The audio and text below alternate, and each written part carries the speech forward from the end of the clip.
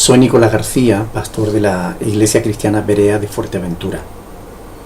Alguien llamado Defensores de las Sagradas Escrituras nos ha escrito al Face diciéndonos: hola Nicolás, tus vídeos han sido de mucha edificación. Algunos hermanos nos piden más acerca de otros temas. Queremos pedirte si nos puedes hacer algunos cortos, por ejemplo, sobre el ecumenismo. Nosotros estamos en Argentina y mucha gente está eufórica con el Papa Francisco y la unión de las religiones. Disculpad la molestia, seguí adelante, que estáis ayudando sobremanera en la obra del Señor. Bueno, Defensores de la Sagrada Escritura, muchas gracias por tus palabras.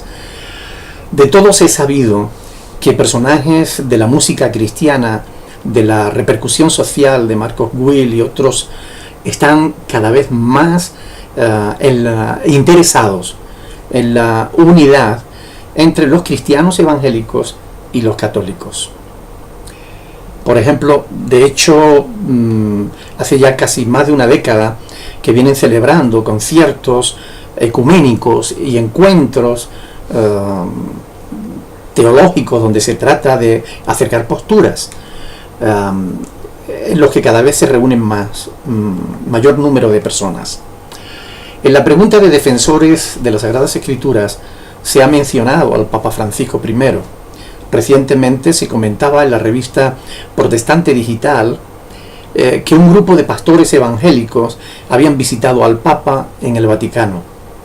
También he leído que los Graham, Luis Palau y otros personajes famosos del mundo evangélico han hablado a favor de este Papa, tildándolo de varón de Dios, de siervo de Dios, de profeta de Dios, la voz de Dios para el siglo XXI y cosas semejantes. Por tanto, el tema es interesante y no cabe duda de que está en el candelero.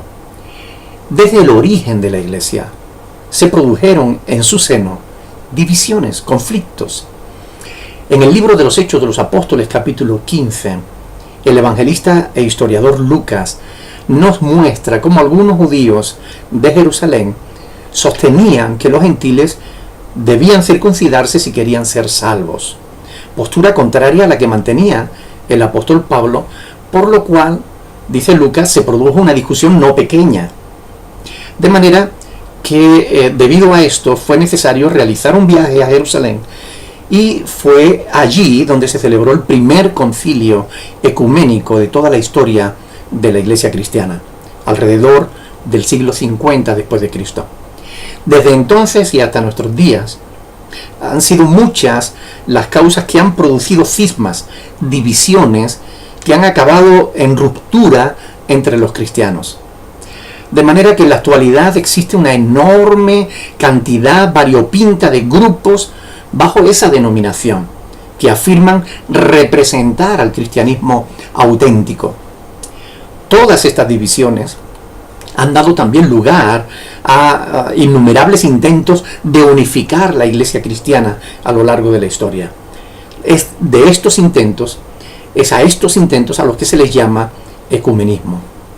Por otro lado, existe también el intento de unificar todas las religiones, pero esto no es ecumenismo, sino sincretismo religioso. Son dos cosas diferentes. El sincretismo religioso se desarrolla o se vale del diálogo interreligioso y lo que busca es la unión de todas las religiones, sean las que sean. Esto nada tiene que ver con el ecumenismo, que se circunscribe fundamentalmente a la unidad solamente de los cristianos. El ecumenismo provoca multitud de preguntas. Por ejemplo, ¿está realmente dividida la Iglesia? ¿Es necesario el ecumenismo? Es decir, ¿es necesario unir a todos los cristianos bajo un mismo parecer? ¿Es bíblico el ecumenismo? ¿Conseguirá el ecumenismo sus objetivos de unificar a todos los cristianos bajo una misma fe? ¿Debemos los cristianos involucrarnos en el ecumenismo? Bueno, pues con la ayuda de Dios intentaré dar respuesta a alguna de estas preguntas, y así que comencemos por la primera. ¿Realmente está dividida la Iglesia? a la luz de la multitud de grupos que se autodenominan cristianos y que son tan diversos entre sí, pareciera que sí. Sin embargo, el apóstol Pablo, ante las divisiones existentes en el seno de la congregación de Corinto, en 1 de Corintios capítulo 1, verso 13, hace una pregunta. Él pregunta, ¿acaso está dividido Cristo? Evidentemente la respuesta a esta pregunta debe ser no, no está dividido Cristo. Por tanto, a la luz de este pasaje y de otros muchos, se afirman en la Biblia que los verdaderos cristianos estamos unidos en el cuerpo de Cristo. Por ejemplo, Juan 1:12 dice, mas a todos los que le recibieron, a los que creen en su nombre, les dio la potestad de ser hechos hijos de Dios. Quiere decir que como hijos de Dios pertenecemos a una sola familia, a la familia de Dios. Somos hermanos, estamos unidos en eso. Juan 15, del 1 al 5, Jesús dijo, yo soy la vid y vosotros los pámpanos. Así pues, todos los cristianos somos pámpanos de una única vid. Estamos unidos en Cristo. Romanos 12:5 dice, así nosotros, siendo muchos, somos un cuerpo en Cristo y todos miembros los unos de los otros. 1 Corintios 12:13, porque por un solo espíritu fuimos todos bautizados en un cuerpo, sean judíos o griegos, sean esclavos o libres, a todos se nos dio a beber de un mismo espíritu. Es decir, aquí en este pasaje de las Escrituras, el apóstol Pablo, hablando del bautismo del Espíritu Santo, dice que cuando nosotros creemos, somos bautizados, es decir, sumergidos en un cuerpo, el cuerpo de Cristo. Y Cristo no tiene muchos cuerpos, tiene uno solo. Por último, hay un pasaje de las Escrituras que es Efesios capítulo 4, del 1 al 6, donde se hablan de 7 lazos que une a todos los verdaderos cristianos. Ahí el apóstol Pablo dice, yo pues, preso en el Señor, os ruego que andéis como es digno de la vocación con que fuisteis llamado, con toda humildad y mansedumbre, soportándoos con paciencia los unos a los otros en amor, solícitos en guardar la unidad del Espíritu en el vínculo de la paz. Quiero llamar vuestra atención en que la unidad solo debemos guardarla, es decir, ponerla por obra. La unidad ya es, y no depende de nosotros ni de nuestras obras, sino que depende de Dios y de lo que Dios ha hecho.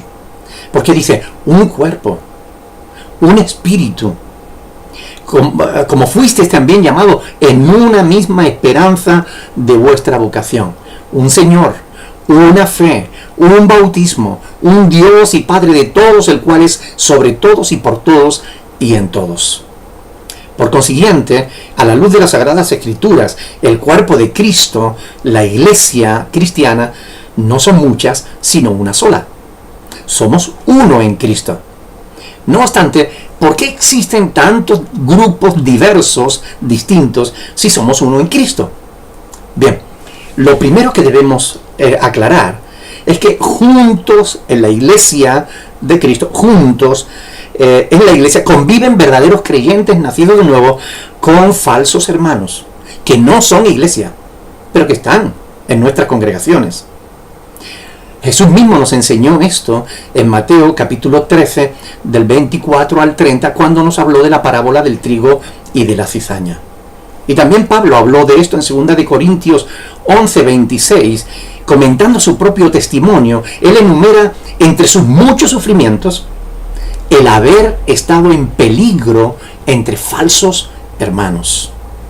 Y en Gálatas 2:4 reconoce que en la iglesia se habían introducido falsos hermanos a escondidas para espiar la libertad que tenemos en Cristo. Así que, como dice el viejo fandango andaluz, ni son todos los que están, ni están todos los que son. No solo eso, sino que nosotros mismos, aún habiendo nacido de nuevo, mantenemos nuestra vieja naturaleza. que está en una continua lucha por tomar el control, por asumir el control de nuestra vida. Y a veces el orgullo personal, la rebeldía y otros pecados similares afloran en la vida del creyente, haciéndole caer en pleitos, en contiendas, en divisiones. Y esta es la razón por la cual, aunque espiritualmente somos uno en Cristo, humanamente necesitamos cada día ser exhortados a mantenernos en humildad y mansedumbre para que podamos soportarnos con paciencia los unos a los otros en amor, como hace Pablo en este pasaje de Efesios 4, capítulo 4 del 1 al 6. ¿Es bíblico el ecumenismo?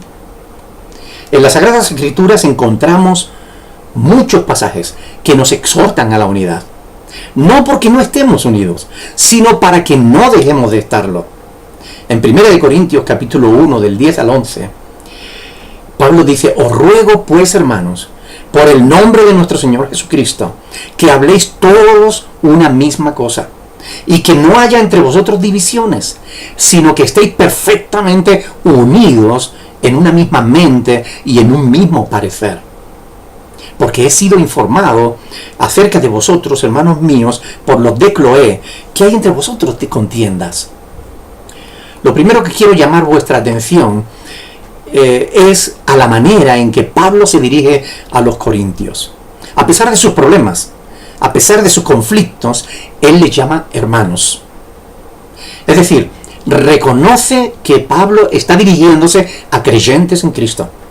Personas que, aunque no estén obrando del todo bien, han nacido de nuevo y forman parte de la familia de Dios. Ni Jesús, ni Pablo, ni ningún pasaje de las Escrituras nos llama a la unidad con los que no son cristianos. Más bien al contrario. Se nos dice, por ejemplo, en 2 Corintios capítulo 6, que qué comunión tiene la luz con las tinieblas. Por tanto, el ecumenismo es bíblico si hablamos de creyentes de verdad, es decir, de aquellos que verdaderamente lo son, porque han nacido de nuevo. Aquí surge, evidentemente, una cuestión importante. ¿Cómo saber si una persona o un grupo es o no verdaderamente cristiano? La respuesta es bien sencilla: por la palabra de Dios. En Juan capítulo 13, del 34 al 35, Jesús dice: un mandamiento nuevo os doy, que os améis unos a otros, como yo os he amado, que también os améis unos a otros. Y en esto conocerán todos que sois mis discípulos, si tuvieran amor los unos con los otros. Esta es una señal, una evidencia, quizás a la que más importancia se le da en nuestros días: al amor. Sin embargo, toda verdad bíblica debe ser equilibrada con otra verdad bíblica. Por tanto, le cito otro pasaje de las Escrituras, los que se evidencia quiénes son los verdaderos cristianos. Juan 8, 31 y 32. Jesús dijo a los discípulos que habían creído en él: si permaneciereis en mi palabra, seréis verdaderamente mis discípulos, y conoceréis la verdad, y la verdad os hará libres. Bueno, si no se permanece en las enseñanzas de Cristo, da igual que se llamen cristianos, realmente no lo son. Hay otras muchas evidencias a lo largo de toda la Escritura que nos permiten identificar a los verdaderos cristianos. Si tomamos, por ejemplo, la primera epístola del apóstol Juan en el capítulo 1, del 5 en adelante, tenemos otras evidencias que manifiestan que una persona es o no es de Dios. Ahí se dice, por ejemplo, este es el mensaje que hemos oído de él y os anunciamos: Dios es luz y no hay ninguna tinieblas en él. Si decimos que tenemos comunión con él y andamos en tinieblas, mentimos. He ahí otra evidencia. La palabra nos da la justa medida de lo que es un verdadero cristiano. Y se puede continuar, porque es una epístola fantástica, como una radiografía del verdadero cristiano. Así pues, si alguien, como el Papa Francisco I, dice que es cristiano, pero no persevera en las enseñanzas y doctrinas de Jesús, no es un verdadero discípulo de Cristo. Un hombre que se arrodilla ante ídolos de madera, que los adora, ofreciéndoles ofrendas y oraciones, Un hombre que cree que Jesús no es el único medio de salvación, que da mayor importancia a la enseñanza de los hombres que a la propia palabra de Dios, no es un verdadero discípulo de Cristo. Y no lo digo yo, lo dice Jesús en Juan 8, 31, 32. Por consiguiente, no debemos buscar la unidad con aquellos que, diciéndose ser cristianos, no viven en las enseñanzas de Jesús, no viven como tales. Por tanto, el ecumenismo es bíblico con los cristianos, pero no con aquellos que, diciendo ser cristianos, no lo son realmente. Resumiendo, la iglesia nunca ha estado dividida, pues es el cuerpo de Cristo y Cristo no puede estar dividido. Puede que surjan problemas entre los creyentes, pero aún así la iglesia sigue siendo una.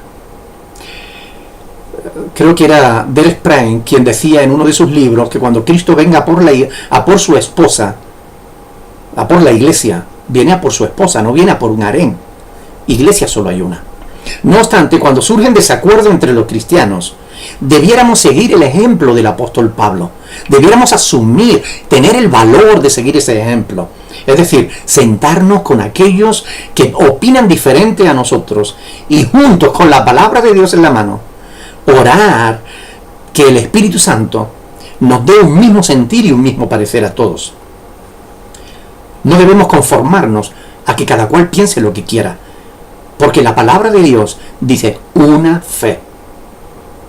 No hay mucha fe, siempre teniendo la verdad de la palabra de Dios como fundamento, pues está escrito en Efesios 4:15 que debemos seguir la verdad en amor, no seguir el amor a costa de la verdad, que es lo que algunos quieren vendernos, sino seguir la verdad en amor. Ese es el verdadero ecumenismo.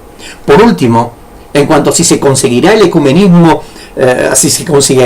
ecumenismo, sus objetivos de unificar a todos los cristianos bajo una sola fe, personalmente creo que no, pues la unidad no tiene que ver con la uniformidad. La palabra de Dios nos enseña sobre la multiforme gracia de Dios, lo cual quiere decir que Dios obra de una manera en unos y de otra manera en otros, pero la verdad no cambia. Si los cristianos fuésemos un poquito más inteligentes, aceptaríamos la verdad de que las diferencias que hay entre congregaciones o entre grupos cristianos no tienen por qué separarnos, sino porque más bien nos complementan. A unos les gusta alabar a Dios con canciones rápidas y sonoras, a otros con canciones lentas y suaves. La diversidad permite que todos podamos alabar a Dios, pues lo importante es que de una u otra forma Dios sea glorificado. Quiero a Dios que os haya podido ayudar mediante este vídeo, porque ese es nuestro deseo, que la luz de la palabra de Dios ilumine nuestro camino. Si tienen alguna otra duda o sugerencia, diríjanse a nosotros por correo electrónico. Muchas gracias y bendiciones.